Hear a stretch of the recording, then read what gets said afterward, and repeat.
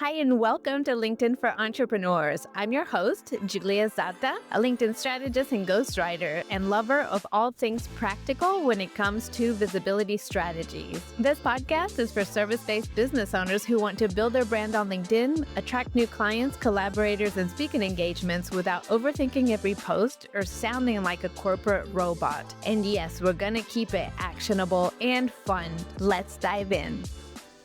Just last week, I was coaching a client with her content for LinkedIn, and we turned one of our recent email newsletters into a LinkedIn newsletter. So the difference between an email newsletter and a LinkedIn newsletter is that when you're writing somebody an email, you want it to sound personal, like you're writing a message to a friend. But a LinkedIn newsletter is more like a blog article. It's formatted with headers, subheaders, etc., so that people can easily skim read it. And you can add your SEO keywords to make your article easier to surface in Google or AI searches. So my client had written an email newsletter that looked more like a blog article than an email. So I suggested we just take the exact piece of content that she'd written it, post it as a LinkedIn newsletter, and then make some changes to her actual email so that it sounds more conversational, like a letter from a friend rather than a blog post delivered to your email inbox. And it was funny because my client felt so relieved. She was like, oh my God, two amazing pieces of content in one with zero effort. How did that happen? And this is something that I see a lot with my clients. They feel this pressure to constantly come up with new ideas from scratch rather than taking the stuff they've already created and repurposing it. Because if you think about it, on any social media platform, your audience only sees a very small percentage of the things that you post for different reasons. One is distribution. Your content isn't shown to everybody.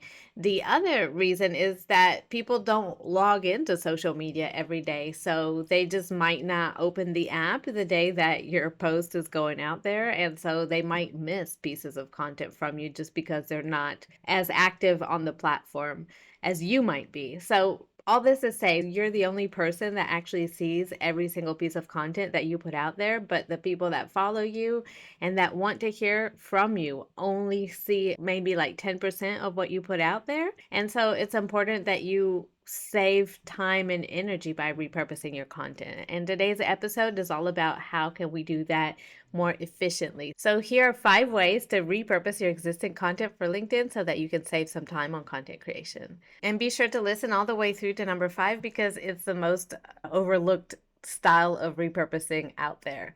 So the first way to repurpose content is to take your best short form content and expand it. For example, if you've created a text only post that performed well, why not turn it into a carousel post? Carousel posts work when you break down a more complex idea, little steps. And so think of how you can take this concept and break it down into 5 steps. Another way you can repurpose a text-only post is by turning it into a full-blown LinkedIn article, which actually is easier to do than writing short-form content. Most people struggle with short-form content because you have to be so concise, and it gets to a point where it seems like you're really watering down an idea. So if you write a LinkedIn article, you can actually add substance to that conversation and give people something to chew on. The important thing with articles is always to format them well so that it's easy to skim read and to see what the main ideas are of your article. But it's definitely easier to write an article than a short form post for most people that I work with. Second way to repurpose content is to take content that you're posting on other platforms and switch it up for LinkedIn. For example, if you're on Instagram and you're doing the B-roll videos, which on Instagram, it's a short 7-second clip with text on screen and a longer caption that dives into a topic, you can take that concept and rather than repurposing the B-roll video to LinkedIn, what you want to do is to take all of the caption and the hook and you can turn that into the text only post that grabs attention. B-roll videos don't do well on LinkedIn. They're too superficial. On LinkedIn, people want substance, but if you take the caption and the headline, that's a post, that's a text only post that's going to work just fine. The third way to repurpose your existing content for LinkedIn is what I did with my clients. So if you're sending out an email newsletter, if you record a podcast, if you have a blog, there are several ways that you can repurpose that material. So for example, if you have a podcast, you could take the podcast transcript and rewrite it in a blog format and post it as a LinkedIn newsletter or a LinkedIn article. Both LinkedIn newsletters and articles have the same exact format. The only difference is that people can subscribe to your newsletter, which signals that they're interested in the topic that you share about. So I would recommend that you start a newsletter rather than just posting ad hoc articles. The fourth way that you can repurpose content is turning any content that you've already created into a talk to camera video. So earlier we talked about creating a carousel post. Now you can take a carousel post, turn the content from the carousel post into a talk to camera script, and just read it off a teleprompter as you talk into your phone camera. And if you're using video editing tools like CapCut or Edits, they both have the teleprompter functionality, which allows you to read text off screen, which makes it super easy to record a talk to camera video. There you go. That's another piece of content. And don't worry about the fact that people may have already read your email newsletter, or they may have already seen that carousel post. The truth is that most people haven't seen that piece of content, so seeing it in a video format will be completely new to them. And the people who have seen that content before need the reminder of that message, because right now, think about it, we're consuming so much content. I open my phone so many times a day, and I'm always checking my different social media apps, and I'm exposed to tons of content. So if a specific creator repurposes a piece of content, I'm never gonna know. And even if I do notice, which is rarely, who cares? I'm interested in what they have to say, and I'm not getting tired of their content because I like them. So you also have to remember that if people follow you or are connected to you, it's because they want to know what you have to say.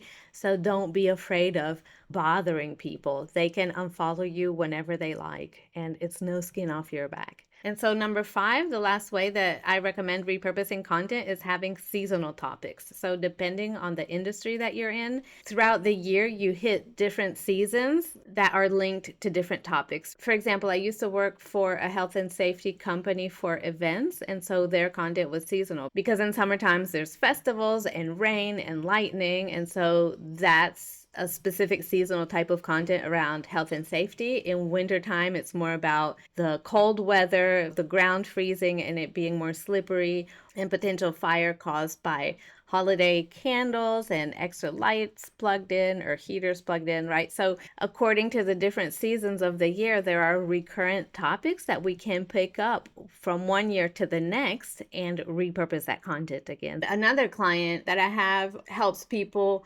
with credit card debt, and so we also have some seasonal topics around that, because obviously in summertime people spend more for holidays, in wintertime people spend more for Christmas and gifts, and so we have seasonal topics around people's habits when it comes to spending to help them avoid incurring into extra fees or additional debt, etc. So have a look at your target audience, at how you support them, and see what seasonal themes you can come up with that you can repurpose from one year to the next. And so I hope you find this episode useful. Remember, the one takeaway I want you to come off this episode with is that you are the only person that sees 100% of your content. The majority of the people who follow you probably see anywhere between 1 to 10% if we're lucky. So don't be afraid to repurpose your content. Get creative, change out the style and the formats, but keep the messaging consistent. And if you're sitting there thinking, okay, this sounds fantastic, but I do not want to do this all on my own, I would love to support you. You can go to the show notes and book a call with me, and we can see if we're a good fit for working together. I love supporting entrepreneurs and solo business owners with their content so I can free up their time to serve their clients and to live their life to the fullest. But if you're still in that done for you era of your content creation, or you just enjoy creating content, I also have a digital product called the LinkedIn Content Repurposing Blueprint.